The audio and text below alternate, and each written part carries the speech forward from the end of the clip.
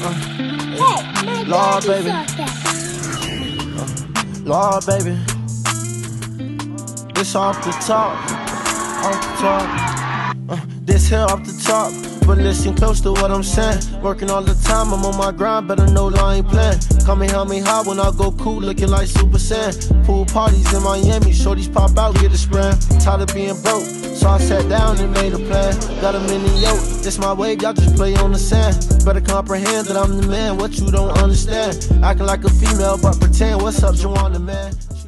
Welcome to Family of Neighbors Improving Talent, also known as FANIT with the crib. FranK Tucker, welcome, my brother. What's up, bro? Oh, man, today, man, we're going to sit down and talk about a lot of things that's going on inside the sports world. Not only the sports world, a lot of things that's going on inside our community. FranK, I'm going to give y'all a little bit of backdrop about him before we jump into his list. A lot of things that he sees in recruiting. A lot of things that's going on as far as, the community is geared towards around recruiting, NIL, things of that nature. So FranK, please give the people a little synopsis on how you started the crib, what the crib idea came from, and how the platform has taken off. Yeah, so FranK Tucker, crib, South Florida. I was a high school coach in South Florida. Since I actually got out of high school, turned down some football opportunities in the Midwest and the Northeast to stay home and coach at my alma mater, Western High School. I coached for about 6 years in the Broward County area. Just the money wasn't there. Yeah. So I just, I had another opportunity to get a job, where I can make a nice income. And missing the game so much and missing being around the kids in the community, I was able to get an idea from one of my best friends, Quentin Lambert, who, was recently a coach at Deerfield Beach High School. Shout out to Q. Shout out to Q, where he gave me the idea of starting a platform covering the kids because, me being around Broward County for so long, I had an idea of who the best kids were. I knew who the top kids were. I would go to all the camps. I covered recruiting pretty well. I watched recruiting pretty well. So it was, an opportunity to start something that I didn't think was really there. Yeah. You started to see the newspapers going down in regards to their coverage of the high school kids. You didn't see as much national media attention on all of our kids that maybe deserved it. Agreed. So, there was an opportunity there, and, I got that idea from a good friend, and I just kind of ran with it. I didn't really have the expectation that it was going to turn into anything big. It's funny, right? I remember the day I met you. I remember seeing the crib come up because FANIT was by itself at the end of the day. Footballville, he was doing his thing, Hotbed was doing his thing, but a lot of those platforms had, started venturing off to other things, you know what I mean? Shout out to those guys because they really put some groundwork in. But I felt myself like things were lacking just like how you felt, you know what I mean? I felt like a lot of people were just highlighting the top kids. And that's not right. That's how I felt, you know what I mean? Not only that, I felt like it wasn't enough for us on the sidelines, you know what I mean? But when I first came home from prison, only person I could really see that was really in depth with it was Larry Bluestein, you know what I mean? The godfather of the game at the end of the day. The GOAT, you know what I mean? And outside of that, it was nobody else. And I had in my mind like, I'm gonna change that, you know what I mean? Because a lot of the kids that playing on the field look like me. And they act like me, walk like me, talk like me. So therefore, come from the same background, same neighborhood, same stories, same dynamics, same struggles, all these things. So I wanted to change that narrative, and the goal was to be everywhere all the time, be supportive, tell their stories, build them up, while everybody else seemed to just be focusing on, the kid that really didn't need that energy. You understand? And just focusing on them as an athlete, not so much as a person. Bingo. So not being able to. So I wanted to really get to know them, and all of a sudden I see the crib. I see the crib, and I see the crib right, and I'm like, this dude's doing some dope stuff. Never knew he was white at all. Like, remember the first time we met each other? I remember like it was yesterday. Was at Mylander at the Rivals camp. And you came up to me and you was like, hey, bro, I'm the crib. I'm like, get the fuck out of here. I'm like, you ain't the crib. He's like, yeah, and man. we were both in the stands. They didn't want to let us on the field. Yeah, and I was like, what's up, bro? They didn't let you on the field? I said, nah, don't worry about it. We're not worried about it. I say, don't worry about it. They're going to want us everywhere. Yeah. And you was like, I got your card. You gave me your card. Thought it was dope. You know, you had the baby Yeah. crib and everything. And told you I liked what you was doing because you reminded me. I told you reminded me of a young Larry Bluestein. Because the way that you could remember everybody's name was remarkable to me. I know I give everybody nicknames. That's how I remember everybody. Yeah. You know, and then I can remember faces, but You remember numbers. I remember numbers. Yeah. They like, so you know this because that's what, you know, you're my guy. You tell me, I be like, well, who, you know this whole name, what? And then you tell me the number, like, oh, okay, yeah, for such and such. And I thought that was the dopest dynamic that showed me that you did your homework.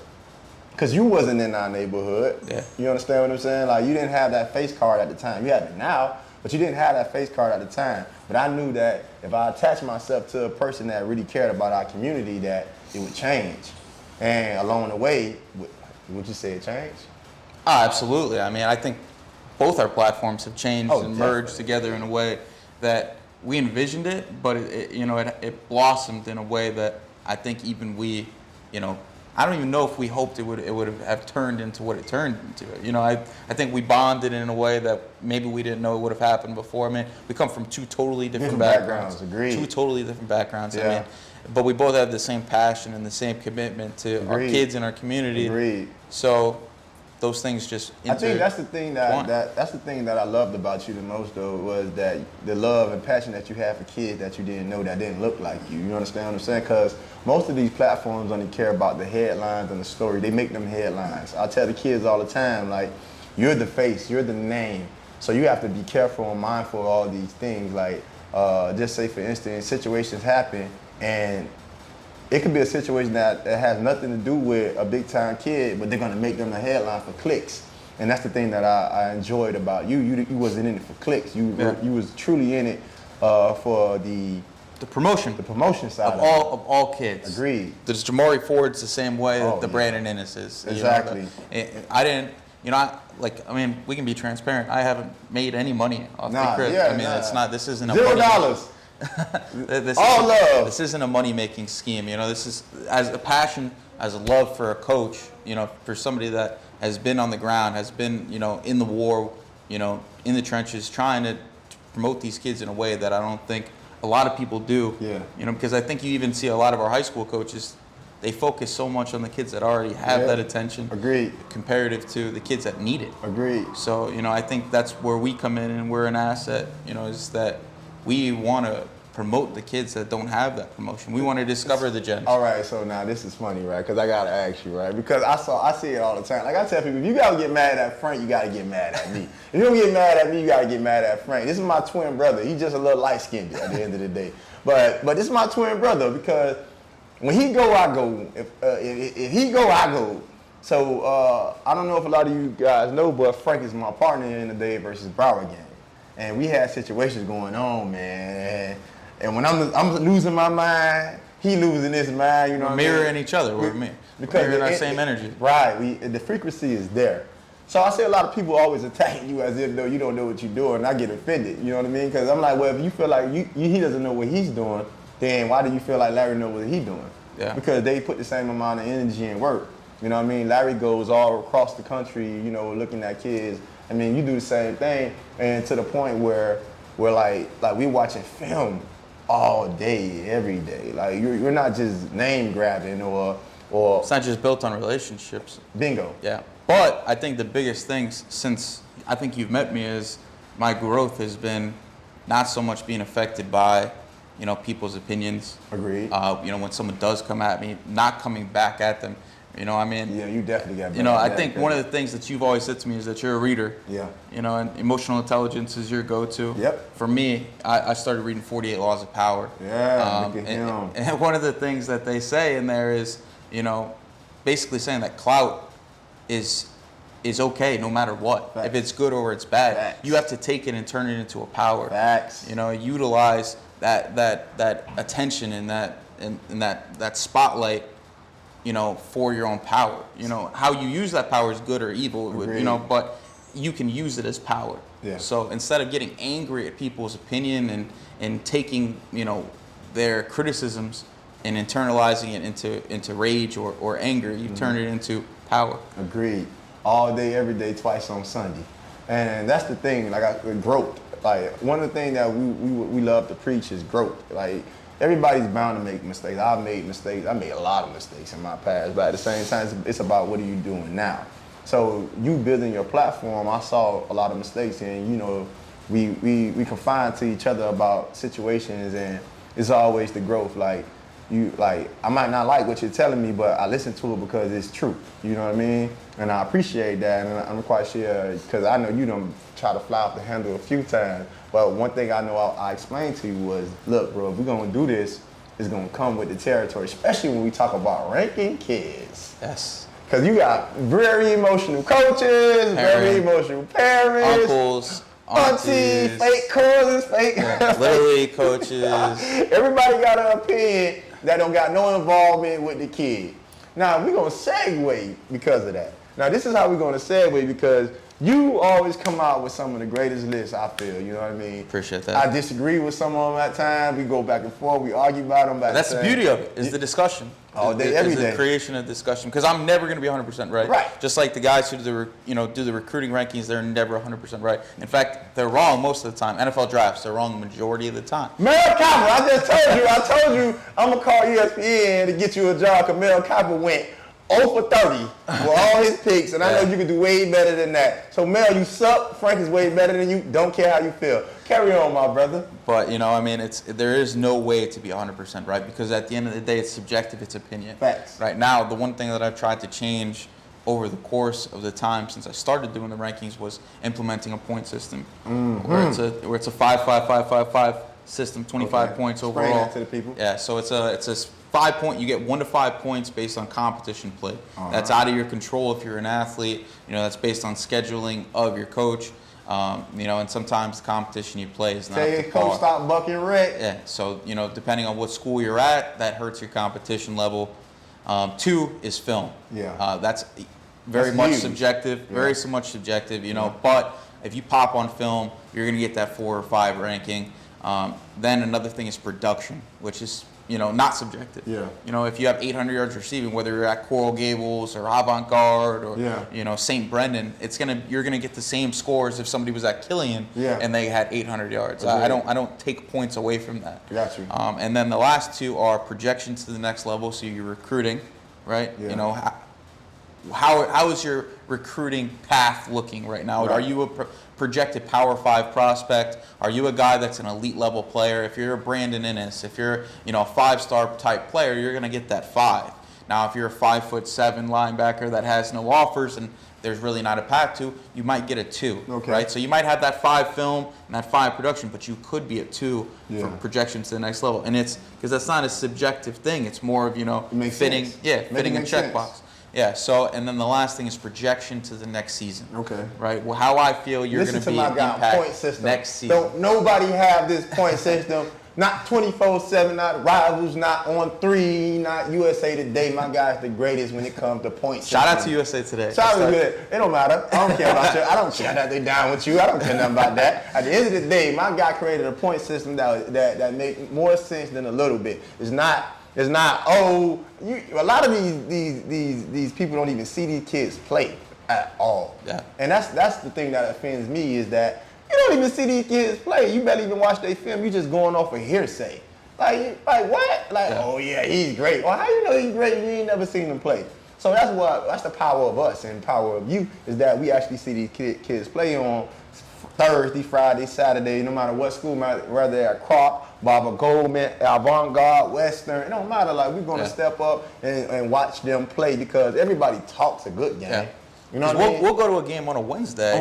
A Wednesday to go watch South Broward Nova play, which is I was at South Miami, and I can't even remember the other team. And it rained, and I was in the rain getting soaked. And I was just there because the kids, I had time, and the kids wanted us to be there, and it was dope at the end of the day, because it's the love of the game, you know what I mean? Like, I like to see teams like LaSalle come up, you know what I mean? Yeah, like, LaSalle Somerset, we went to go see last year. Bingo. Yeah, and what do we see? We see Chark Hesley. Come on now. Right? We see Lavera Stanford. Come on now. Right? We see Nitro Baker. Woo! Talk about it.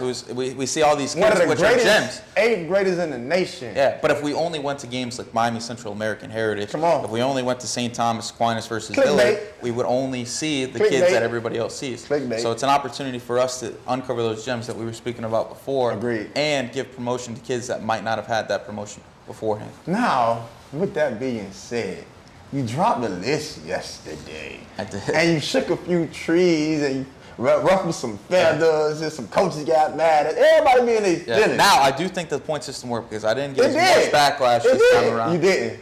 I didn't get as much. But There was still some. It was emotional. Still We some. don't give nobody. We ain't giving nobody no shout out for sucker shit. Like I don't do sucker shit. So therefore, we ain't giving no shout out to sucker shit. You know who you are, though. All y'all emotions. Now, with that being said, let's go over your list right quick. Yeah. So I think it was a damn good.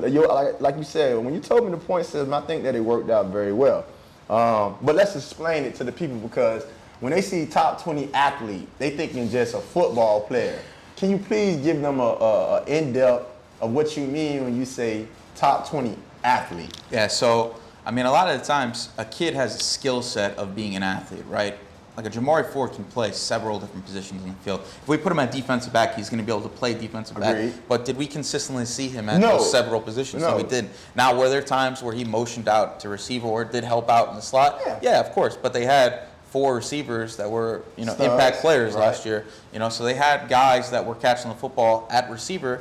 And I know that they run a spread scheme, but he wasn't typically a receiver. So Not at all. he played one position. Now we think, the world of that kid, right? Look, I got it. Look, that's him. That's the Tim right Mr. there. Electric. It's Like it. anything with Yeah. the ball in his hand, he's undeniable one of the greatest running backs, slot Football receiver, players. football players. Football he's player. a football player. Yeah, very But much in the mold of his he's brother. not an athlete.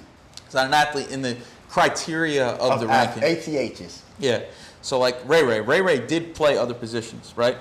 But did Ray, like if you turn on Ray's film, which is a 13-minute highlight tape, Yes. how much of that highlight tape is him at cornerback? Like Two or three plays, maybe. And I know there were times where he had to step up to the plate Yeah. to play those positions because he's the best player on the team. Agreed.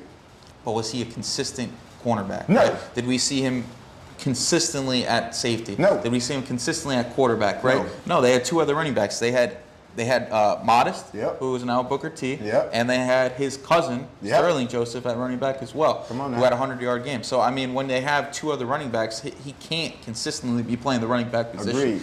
The ATH designation for this ranking is a player that's not defined by one position. Got you. Right? Who we don't see as a guy who played one position last year. Right. Brandon Ennis, we can't even call him a receiver last year because did he? Are we starting the list? Are we We starting can the start list? it. We can start Shout it. out we starting the list because you jumped right to be easy, We can man. start it. We can start it. So let's start the list there because he jumping right in. We ain't gonna do that. So number 1 on the top of your list, you have Brandon Ennis, American Heritage. Tell me why. I mean, I know why. Yeah. He's phenomenal. He's the dog of all dogs when it comes to football. In this class, he's the number 1 player in the nation as he should be. He should be the number 1 player in the world because the amount of things he can do on a football field. So Yeah. give me a breakdown of Brandon. I mean, the kid, whether you put him at safety, whether you put him at punter, he was their main return man last year at American Heritage, played the quarterback position for majority of the season. Yep. Right? So I think that's why his designation is the playoffs. ATH. They did make it to the playoffs, and they lost to Central. They did. But, the year before, they won a state championship, but they had a quarterback play. Yeah. Unfortunately, Brandon had to step in and be that signal caller for the team for majority of the season, and he Agreed. did an excellent job. I mean, he was a game changer at that position, What he do? despite not being a quarterback traditionally. So, I mean, the kid played so many different roles. He wore so many different hats for that Agreed. team, especially when Blake Murphy, one of the best quarterbacks down Shout out here, to Blake, man. goes down. Praying that my guy, he gonna have a phenomenal season, especially when he stays Look good in the healthy. spring. Oh my God. Talked to some college coaches, and About they him. were a big fan Agreed. of his skill set and his talent. Let's go, Blake. Yeah, but no, I mean, the number 1 guy I think is easily I Brandon think Ennis. that was Yeah. great. So let's go to number 2. Yeah. My son, Josiah Trader. JoJo Yeah. Trader. I think people knew about JoJo before this season, right? But this was his coming out party, right? Yeah. Because his freshman year he did well. He had to play quarterback a little bit, did some things on both sides of the football. DB. Yeah, but wasn't the same year he had this year. I mean, Right. over 800 yards receiving, double-digit touchdowns, state champion, was a critical part of Central's development on offense, Great. heading into the second half of the season. But on top of that, when he was playing at pace, he was a significant part of the defense, Yeah. right? Like when they needed someone to cover Will Fowles, which they didn't do an excellent job of doing, right? The kid had an excellent game, but still, who did they decide to put on Yeah. Will Fowles? They put JoJo. Yeah. When Adrian Posse would come out at quarterback against St. Thomas Aquinas because of injury, who do they put at quarterback? JoJo. Yeah. And even in the state championship game, what do we see JoJo do? First play he goes on defense, he scores a pick six. That's it. Right? So Yes, sir. I mean, we're seeing, this kid do spectacular things on both sides of the football. And I don't think he's defined by a position, because if we really look at JoJo's skill set, we argue all the time. we argue all the time that he's the number one corner in the country. He's the number one arguably. receiver in the country. You say Yeah. he's the number one DB in the country, but whatever. It's So, all good. But not defined by a position, but exceptional year. I mean, he hits 4s and 5s on every single category, Yeah. just due to the competition played at Miami Central, the production at the receiver, and helping out on the defensive side of the Agreed. football. His film is exceptional. He's doing it against comp. Projection to the next level, 5-star All prospect, so he day. gets a 5 right there. And then projection to his impact for next season is an easy 5. Easy. Okay, so let's go. Hakeem Williams. Well, we got Robbie Washington before then. Oh, Robbie. Oh, yeah. We got Robbie. We got Robbie. Oh, that's we my- got twin. Oh, you got twin, son. Yeah, so I mean, Robbie Speed Demon. yeah, and I think you can even. I think that the top 3 are easily interchangeable. I mean, no Robbie discredit. Plays, Robbie plays a lot of DB. Yeah, All day, every day. They're both. All 3 of those kids are, in my opinion, blue chip prospects. Easy. Brandon's done this soon to be 5 years. Yeah, 8, right? since 8th grade. Yeah, JoJo was one of the most impactful players in 2021. Easy. But Robbie Washington Oh, my is goodness. maybe the most explosive athlete in South Florida. The things he can do with the football, and he's still refining his game, which is the scary part about it. So, he as covered Joe. Matter of fact, he covered Joe when they played Killian yeah, in the playoff game, and he did very well. yeah. Because I think that was Joe's worst game. Because I remember Joe just getting it like coming home and then locking in, and he was working out that very next day. That's the type of kid he is, but because Robbie's a dog, man. Like, cause I mean, it comes from his dad. It comes, but I mean, look, his mom was a superstar, track the whole star family. too. It's pedigree. He has the Yeah. pedigree. Yeah. His brother's an exceptional linebacker, over 120 tackles Yeah. last year, which we'll talk about him when the linebacker rankings come up. But Don't give it but to the kid is an exceptional football player, and I think he fits this designation perfectly because he's a kid that made an impact as a return man, Yeah. as a defender, Yeah. and as an offensive guy at both running back and receiver. And I think Ray has that potential as well, like how we were Agreed. talking about before. But Robbie did it Consistently, yeah. significantly and consistently at defensive back. Agreed. So that's why he makes this ranking. So let's go to number 4, Hakeem Williams out of Scranton. The Biggest freak. The dual sport athlete, Yeah, man. state champion in State basketball. champion. Oh my 12 God. and 10 in Oh basketball. my God. 12 and 10 in basketball. But, the kid is 24/7 talks about it all the time. Yeah. The kid is an exceptional athlete, 6'4", 6'5", running a 4.4, soon to be probably 4.3 40 when it comes down to it. Kid is a physical freak. Now, I think if he lived up, Okay. production-wise to the rest of those guys, I think he'd probably be in that top 3, but he still had an exceptional year, Yeah. over 600 yards receiving. I think he approached double-digit sacks on defense, which is something that you don't usually see from a You receiver. can't even put a pin on him like the primary position. Yeah, That's how much of an AT because if he is. fails at receiver, for example, right, you put him at free safety. If he doesn't do it at free safety, you put him at defensive end. Yeah. If you wanted to put some weight on him, make him a linebacker. He could do those things. So, I think the kid fits the mold for so many different positions as the prototype, right? Something that you dream of having at the position. I think he showed flashes of excellence last year. I think that's why he's deserving of a top 5 ranking. All right, now. We got my guy, Shamanah, man, Dwayne Thomas. Dwayne Thomas is one of the biggest unknowns in South Florida, and I real. think it is a crime. I mean, the Yeah. kid at Carroll City did it. Yeah. He was, playing with Santana and Yeah. when they were doing pretty well. Jones does a great job with him. Yeah, Jones Ran him does. off the leash. Yeah, I mean, the kid led the team in receiving last year at Chaminade Madonna. I don't think people realize that. Yeah. And then he was second on the team in rushing behind Bullet. Bullet can run the ball 30 times, but how many? Chaminade runs the ball a lot. 1,000 times. Yeah, so I mean, if the kid is getting 15 carries and 5 or 6 catches, and going over 120 yards every game, he's a guy. He's a guy. Yeah, he's a guy. And maybe his recruiting profile doesn't fit, a top 5 ATH, but if you watch the film, if you look at the production, if you look at the competition played, he fits the mold of a kid that is a top 5 ATH in South Florida just because of what he does in the football field. And I think he's a perfect example of there might be guys that are higher ranked below him, but the things that he does on Friday nights, you have to give credit to. He's one of those guys that I consider that would sneak through the cracks. Like, a lot of people focus on the 4 and 5 stars and things of that nature, but this guy, NFL caliber type of player, because like you say, he can play anywhere and do it very well. Like, do it very well. If you watch his film, he'll kill you. Like, he'll kill you. Shout out to them for winning the national championship this year too, man. One time for Coach Jones, man. Now we have number 6. Jesse Anderson out of Cardinal. Oh, you love Cardinal Givens, man. I sometimes think that you graduated from there, because you love Cardinal Givens, and for great reasons, man. They have a lot of great talent over there with a great coaching staff. 3 out of 4. We watched them play Gulliver last year, and Gulliver had them in the chokehold, and the way those kids fought back was amazing. And he was one of the big reasons for doing that. So talk about Jesse for a little bit. I think Jesse, despite being a Power 5 prospect, is severely underrated. I mean, I think I could even be too low on him. And I love the kid. I mean, just his passion for the game, the energy that he brings to a Cardinal Gibbons team where, they might not have that same inner city energy that a Miami Central has or Miami Northwestern, right? They don't have that natural, let's get up and we want to play some football, right? They have a lot of good players, but he brings that energy to the team that is contagious and it makes everybody so much better. I mean, at the receiver position, he was their best receiver, right? Steps up in a time where they needed a number 1 guy. Fast.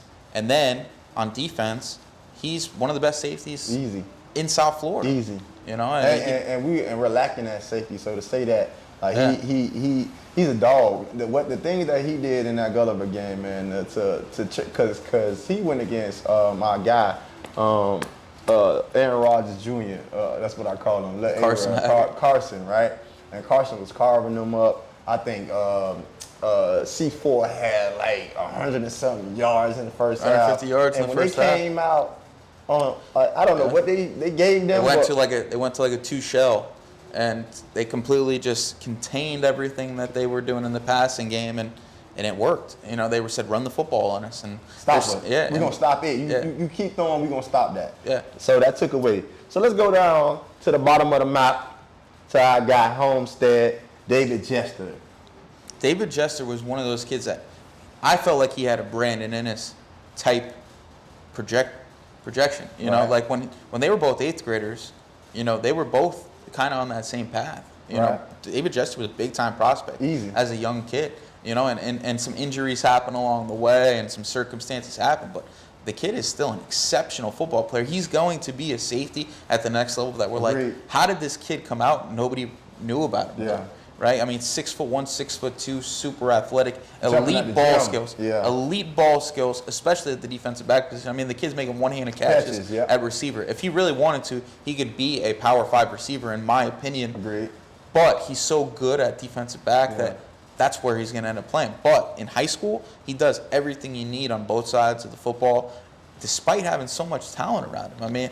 He doesn't get overshadowed by Isaac Brown. He doesn't get overshadowed by Richard Dandridge. He doesn't get overshadowed by Tyrone Maxwell, who had an exceptional last year. He has built his name, and I think he's deserving of the credit and the recognition of a top 8 player at the ATH position in South Florida, just because he's got a resume. They play competition. He's been a huge part of how that Homestead program has progressed. Agreed. They've built that program up, and like you said, it's been around kids like him, and our guy who just committed to Temple, Richard Dandridge. You know what I mean? So I like what Homestead is doing, and he's one of the power pieces. So let's go back up. Let's take it to Carol City real quick. Coach Bird's Miami Northern team, Isaiah Scott.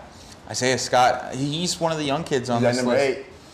He's at number 8. I just want to get that out. Number 8, Isaiah Scott. Yeah, top 10 player. The kid, since he stepped on the high school scene, has done it as a hit, stick, and safety, despite being a 5'8", 5'9" kid.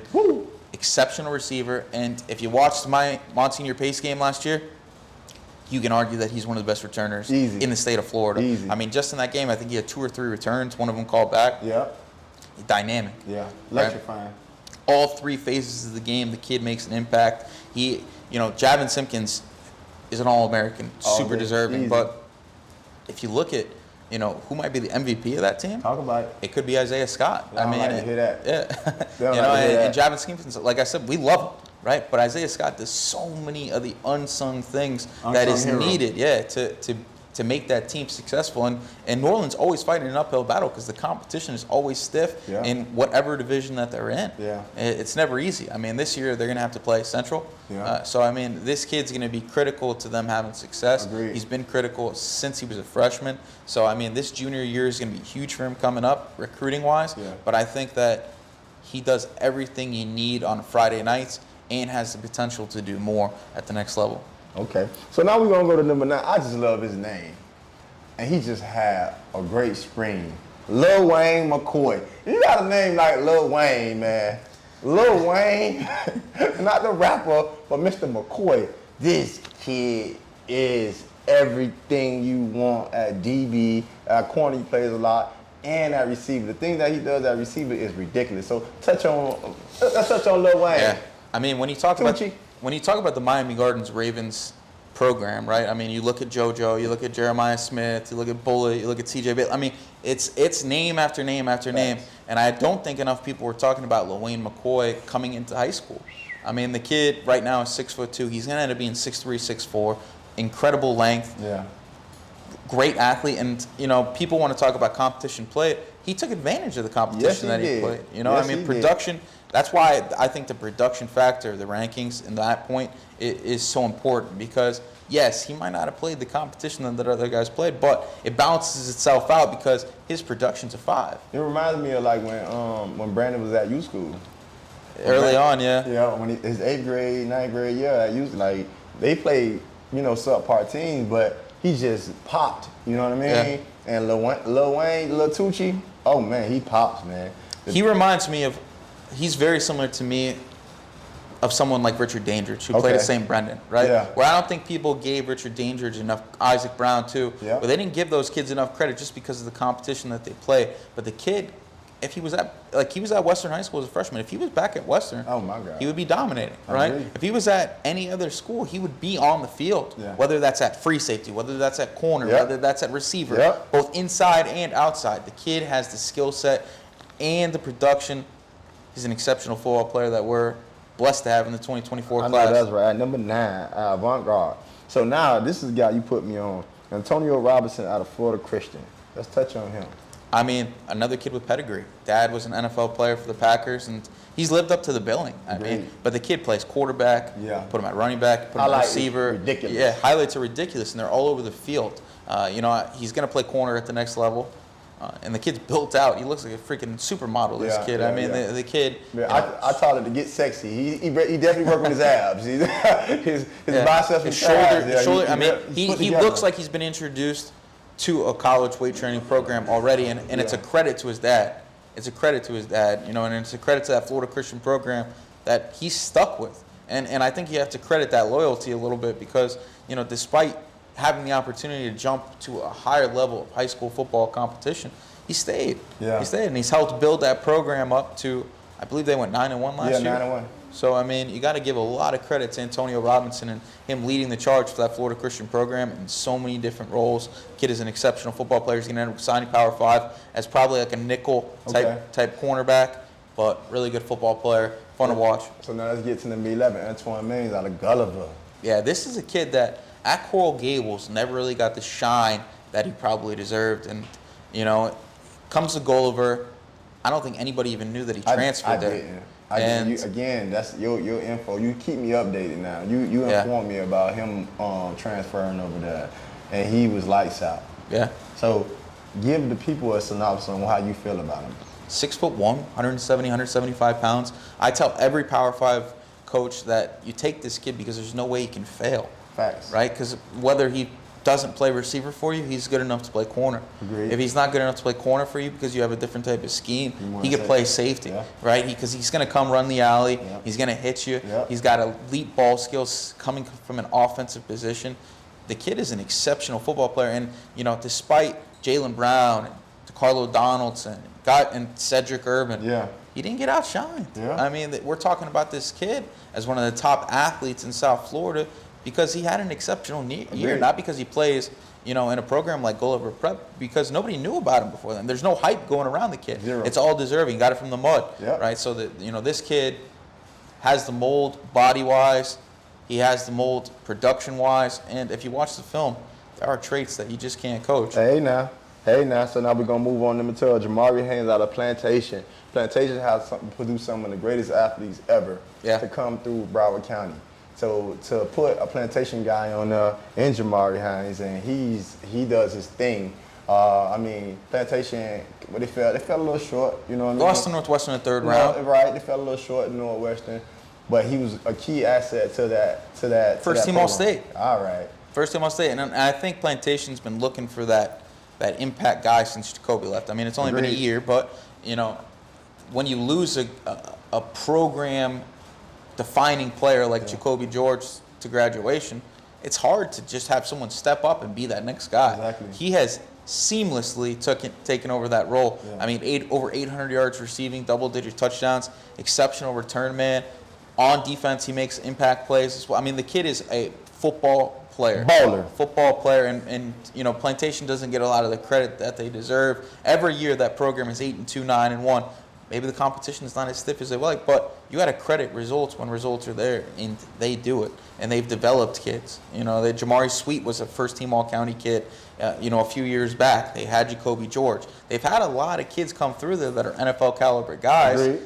And I feel like he's the next in next line guy. of a guy who's going to be an impact player to go sign to play college football somewhere after this season. Now we're about to talk about my guy Trey Rigby out of Miramar, man, the number 13. Trey's a guy, especially playing on the side of Desmond Reed. How do you feel about Trey? I think he's super, super undervalued. And we were talking about this at House of Athlete the other day to somebody. I said he's going to make somebody a lot of money one day because he said that he did. Because you know, we see a lot of corners in South Florida that are very good football players. We don't always see a ton of speed at the cornerback position. And if you watched his brother play, you know, almost a decade ago, you know, at Miramar, he went to Bethune-Cookman, was an undersized running back. And he was one of the best players in Broward County. So pedigree is there. The kid has the stats as an explosive player on offense. We've seen him take the top off of offensive consistently, despite not having a passing game where they throw the ball that much. I mean, it was the Desmond Reed show last year, and he still made impact plays on the offensive side of the football while being a returner for them opposite of Desmond Reed, you know, helping them in the punt return game. And then being a lockdown corner. I mean, we went to the Western High School game where Juju was there, and Juju had a monster game, but it wasn't really a Trey Rigby, you know, competition. You know, and I wish we would have seen that matchup a lot more because Trey Rigby is an excellent football player, and you want to see that kid against the best of the best. And I think this year is going to be his shining moment. He's getting the stick, I believe, at Miramar this year. He got the Uno. It's going to be fun to watch. So now we're going number 14, Paul Meadow. After losing a G7, one of the greatest athletes to ever flesh the field of Dade County, you have Ja'Cory Barney.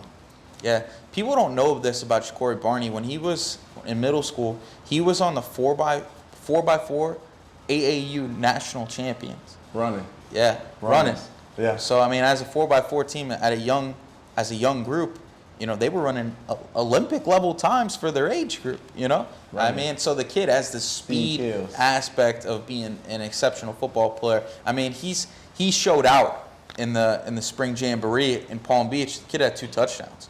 I mean, just on routes where he was just making something happen. I mean, fades and stuff like that. Just the way he was setting up his routes, he did an awesome job of showcasing that speed and showcasing that ability at receiver. Now, if you watch his film from last year, there were times they put him at quarterback. They put him at defensive back, and he was hit sticking as a free safety type kid. Boom. And you know, I've heard from several people that he could end up being the best player to come out of Palmetto.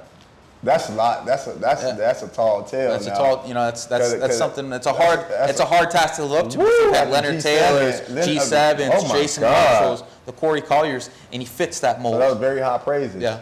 So now let's move on to your number 15, Jay Carr out of South Broward team. They just put a punishment on Nova the other day. Yeah, and actually, I saw Jade Card for the first time last year against Nova. Yeah. I go to the beginning of the game, and on right. kickoff, as a freshman, there's a 6'4", 215-pound kid on the kickoff They always team. find So I know it's crazy. It So I asked the head coach, I'm like, Coach, Who is that? who is that? we saw him in Homestead too. Yeah, we saw him did. in Homestead, And he had too. about 75 yards receiving as a definitely, freshman yeah. in a playoff game. You know, he was the only player that was really doing anything for South Absolutely. Broward in that game, despite having, some talented kids. Homestead beat the brakes off him, Yes, and they Jade did. Card He stood still had a game. Yeah. That size you just can't teach, right? And then if you mirror that with some athleticism that he has to be able to play the receiver position at 6'4", 215 pounds, when we know this kid's going to be an edge rusher at the next level, right? When a kid is able to be, he fits that Hakeem Williams mold. Yeah. Freaky size, athletic traits, and then does it as a pass rusher on the other side of the football. receiver. Yeah. So aggression is there, and the ball skills are there. So the talent is there. Now, the production, needs to come up with it, and I think that will. He's still a freshman. But I think if you look at the second half of this ranking, you see a lot of kids with a lot of potential. I always have a problem saying his last name. DeAndre Desnor out of North Broward Prep, right? I might have a problem saying his name, but I don't have a problem understanding who he is after watching all his film. Like, that guy is explosive. Let's touch on him. Why him? Yeah, I think the signature play for this kid is he took a punt return, caught it, basket catch, right, over his shoulder, turns, spins on somebody, and then breaks 90 yards for a punt return touchdown. Like a 90-yard punt return touchdown as a freshman. When you're the best player on your team, I don't care if you play at North Broward Prep, I don't care if you play at Avant-Garde, I don't care if you play at South Broward, you're going to get credit for being a dog on the football field. The kid's at running back, kid does it at receiver, does it at corner, does it at safety, does it as a return man. All aspects of the game, this kid is doing it. And a Palm Beach kid, that's playing in South Florida right now. I don't think anybody really knew who he was, but I asked some Palm Beach people, and they said they call him LeBron. I was just saying his nickname's LeBron. They call him LeBron. Yeah. So, and King. You would just give people a LeBron. And it's not like he's some tall kid either. No. It's like he don't look like LeBron. He just plays like LeBron. He's 5'7", 175 pounds at running back, and he kills you. Yeah. He kills you. And North Broward Prep has to be blessed. They have to feel incredible that kid is in their program right now, because that's not the typical prospect that comes through that type of program.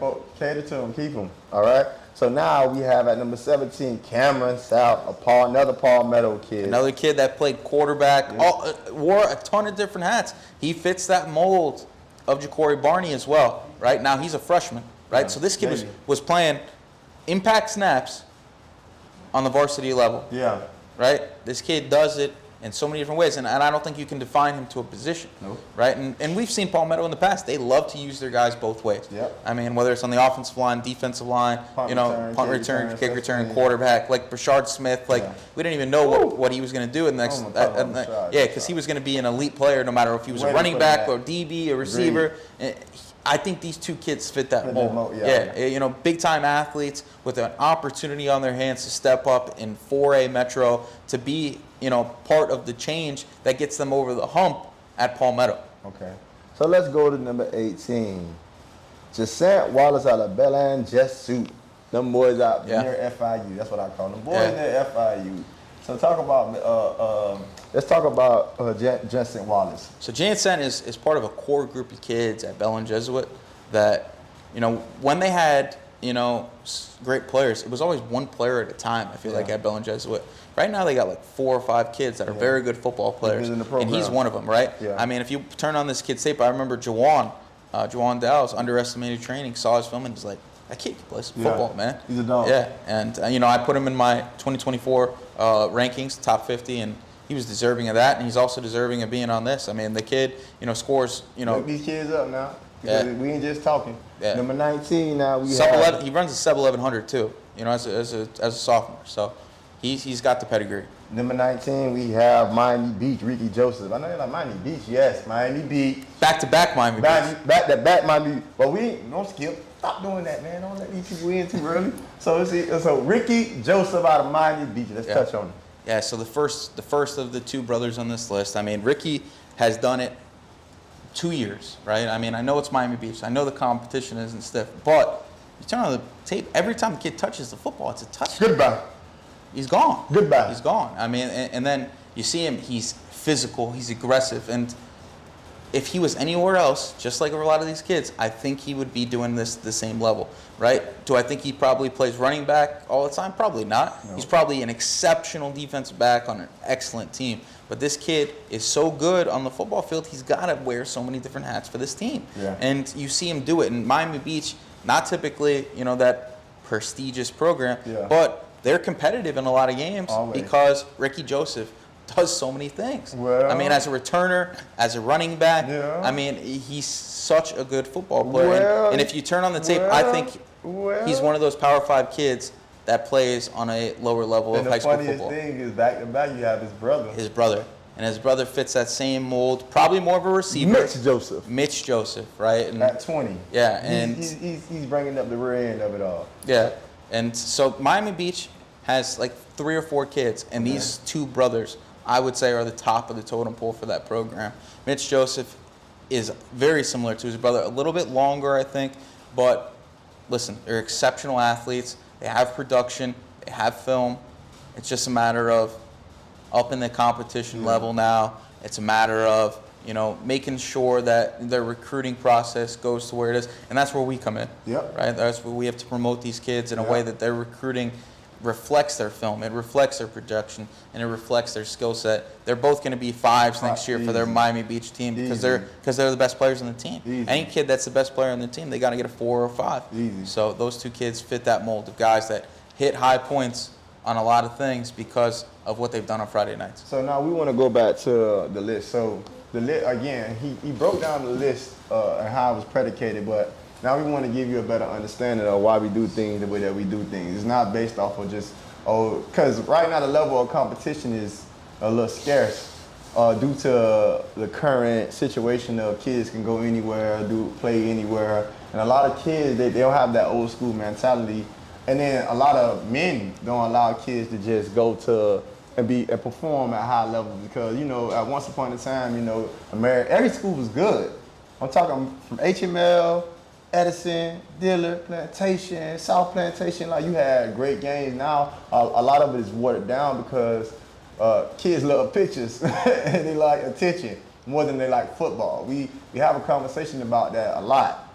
Men love pictures and attention, you know what I mean? So you got a lot of these 7-on-7 teams, which I hate 7-on-7. I hate touch football. I know you care about it, but I don't because it's a lot of manipulative grown men trying to live through young men. I say but that's why you and I have to make our impact felt. Smoke. Y'all know I won't smoke because all y'all scary as hell. But at the end of the day, I feel like it's a lot of watered down situations where people, manipulate kids and just force them. Like Central is stacked. They got like 30 receivers at the end of the day. Like, why kids don't go to Carol City? Why kids don't go to Northern? You understand what I'm saying? But men, don't talk like that. Diller is stacked. Diller got 1,000 kids. You know what I mean? I mean, due to the 8th grade, I love what they're doing with the community school because Ponte Garden has been doing it for years. I love that process, but now it's like every kid want to play for Dillard, you know what I mean, and not Plantation, and not South Plantation. When they stay in the area, or they don't want to get Coconut Creek, or they don't want to go to schools like, come on, hit me up. I mean, Piper. I mean, even when I was coaching at Piper, we were a 9-1 team. I mean, and now, we haven't seen that same type of success. Deerfield has watered down. You know what I mean? A lot of the, Ely, we haven't seen Ely come to the level of success. Yeah, a lot of kids going. In fact, I'm gonna just be straight honest. The private schools take over in Broward. That's who run y'all. Like up there in Broward, it's all Chaminade, it's all American Heritage, and it's all St. Thomas Aquinas and Cardinal Gibbons. Those are the 4 teams that go to state all the time there. Because majority of those kids just go there. I mean, and they don't get it twisted. Now, those coaches do a great job coaching those kids up. and they wait their turn. But at the same time, I love level of competition, and that's the thing that we lack at this moment is the level of competition, and that's why people parity. kinda, We don't have the parity. We don't. Yeah. It's a lot of top heaviness right now. I mean, if it's every time right I now, talk, right now it's either Central or Northwestern. You know what I mean? Like Yeah. it used to. Homestead is doing a great job. I'm so proud of them getting kids to come back home and play there. Palmetto is doing good. To mirror that success that a Homestead has, Yeah. we don't see Southridge at the same Just level as they were. disappeared. Yeah, we don't see Southridge to the That same don't even level. make I sense. mean, we've seen. Now it's hard for everybody to be successful, right? Which it's part of the game, right? But we are seeing it as being a little more top heavy than we have in the past, and you're starting to see transfers. A lot of kids are followers. I mean, at the end of the day. Say it again, Frank. A lot of kids are followers. Look at the camera and say it, though, it's- Frank, because they ain't hear you. Say it with your chest. A lot of kids don't want to follow their own path, and I think you have to give credit to the kids that are doing those Agreed. things, right? Like you see that core group of kids at Miami New Orleans have stuck through, Yep. despite not winning state championships. Yep. They still have an elite group of core kids, right? And then they add Yapor, like they could be really good. Yeah. They got a young group, so. And I want to touch on that because I tell it, because parents, right? Parents, y'all have to do better as well. Because you can't come to me complaining about this, that, and the third, and you allow your kid to sit out of school for 3-4 years when he could have been playing at American, when he could have been playing at Northern, when he could have been playing at Crop, things of that nature. Like you have to protect your child from the lies, because a lot of people tell lies all day and you fall for those tricks and it be last minute. And then now you want a genie, you want a lamp. I wish this and I wish that. Stop wishing and do your due diligence as well. Listen and really go out to the schools and really advocate for your child. See where they fit. Or in. when a school is telling you or not pushing for you, understand that the lack of love means that your son might not have an opportunity to be that impact guy at a bigger school when you're at a smaller school. Sometimes it's okay to be a big fish in a small pond. Yeah. You don't always have to be a small fish in a big pond to have that level of success of going Power 5. I mean, we see kids every year go to big-time schools. I mean, Philip Dunham went to North Miami Beach, Come on now. and nobody really knew who he was. He goes to Indiana, but he could have went to Florida. He could have went to these other schools. He could have went bigger. He decided to be loyal to Indiana through his commitment. Focus on coaches. Great coaches, man. Coaching ability, not rings and trophies, because at the end of the day, those things get old and those things get dusty and they just become talk under a tree. You know what I mean? Look what I was on that state team. Well, you still home with me and fixing cars. You know what I mean? Not nothing against people that fix cars or drinking alcohol or trying to sell dope or trying to scam because you're wasting time. You gotta stop wasting time. Stop allowing our kids to waste time and stop letting these people feed you these Mickey Mouse dreams. You understand what I'm saying? So if you want to have conversations, you can have conversations with guys like me, guys like Frank. There's a lot of good people out here that really want to guide people in the right direction. And yes, I love Central, but I don't suggest that everybody sends their kids to Central. That's stupid. You know what I mean? And I don't think even Central wants to welcome everybody. At all. That's not it. Or even Northwestern. Well, even right now, like it's sad to even see that one of the greatest schools in Miami history, Northwestern, is looking the way that they do. You know what I mean? Like, how can you not trust that? Granted, Coach Max is one of the greatest coaches in South Florida. You know what I mean? I mean, you can argue one of the greatest coaches in high school football in All general. time. Yeah. So you're talking about not giving your kids opportunities because you allow people to lie and seek inside and get inside your ear and say, oh, it's this and it's that. Everywhere is dangerous in life, man. No matter the moment you walk out your door, it's dangerous. Like, you can't control life. All you can do is control your situation. If you're raising great kids, then you could expect them not to be in trouble. You understand what I'm saying? So focus on what you want. Create a plan, right? Let's have a goal. Let's set a goal. Create a plan for your family and what you're looking for. You know what I mean? Because everybody isn't gonna make it through sports, but Utilize resources. Utilize resources. That's a great comment right there. Utilize your resources and figure out what it is that you want. You know what I mean? Everybody's not going. Be mindful of who you make babies with too. You can't be mad at your baby daddy 5'6" and you 5 feet. Like, you can't expect him to be 6 feet. You understand what I'm saying? And understand that not everybody has to win signing day. Not everybody has to win signing day. If your son is going Division II on a full ride scholarship, take it. It's the same exact thing as your son going Power 5. Yes. It's the same thing. You have to look at it from a money aspect, from a financial Yes. aspect. Your kid is going to get an education. Hello. Only a small percentage of these kids are going to play in the NFL, and it's not everybody. And then not only that, this is a gateway. This is a gateway for a better life. You know what I mean? Sports is opening up doors.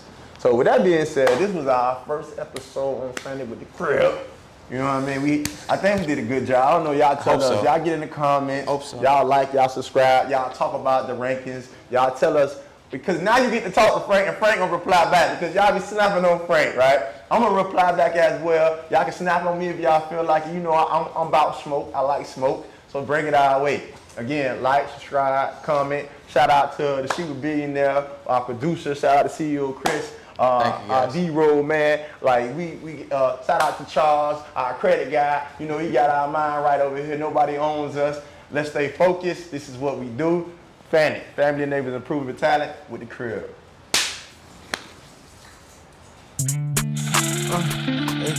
Lord, baby.